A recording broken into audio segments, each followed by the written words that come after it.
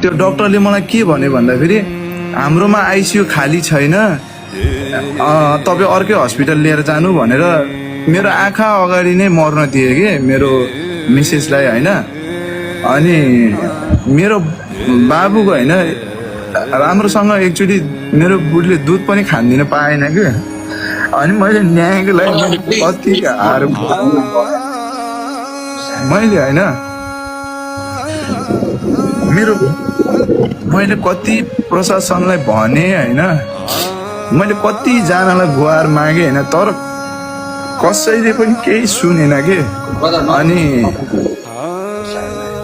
होइन अनि तपाईँको होइन मसँग सबै एभिडेन्सहरू पनि छ कि, मैले टोटल्ली सब भिडियो रेकर्ड गरेर राखेको छु होइन।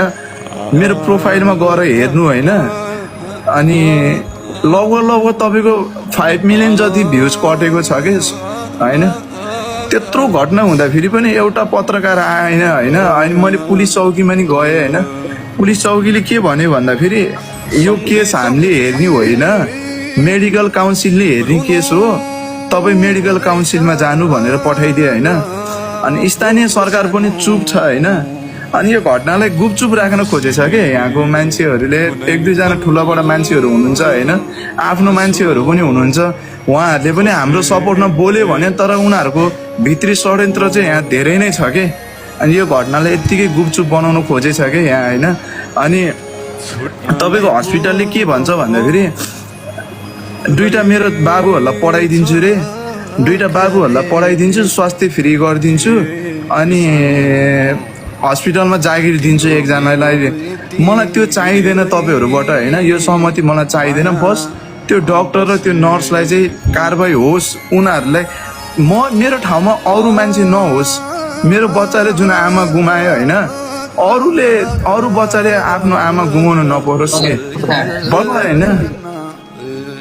ठिक छ नरुनु ब्रदर। सञ्जन दाइ कहाँ हो हजुर चाहिँ कहाँ बस्नुहुन्छ, कुन ठाउँ हो हजुरको घर चाहिँ? म चितौने हो, उमर खानको घर नजिकै हो, उमर खान भाइ हो। नरुन दादा, नरुन यार,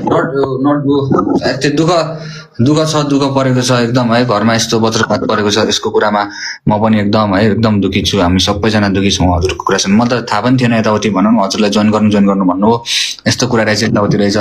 अब सम्बन्धित निकाय यताउति पुलिस प्रशासनमा गएर पहिला यस्तो गर्नु है, भनौँ न, त्यो चाहिँ म दिन्छु। पुलिस प्रशासनले के भनेपछि चाहिँ अब गर्छ होला, उहाँहरूले मिलाएर टाइम मिलाएर यताउति गरेर गर्नुहुन्छ होला, प्रोसेस अनुसार अगाडि बढ्नुहुन्छ होला है। तर एकदम सो स्याड, एकदमै दुखी छु भाउजूको।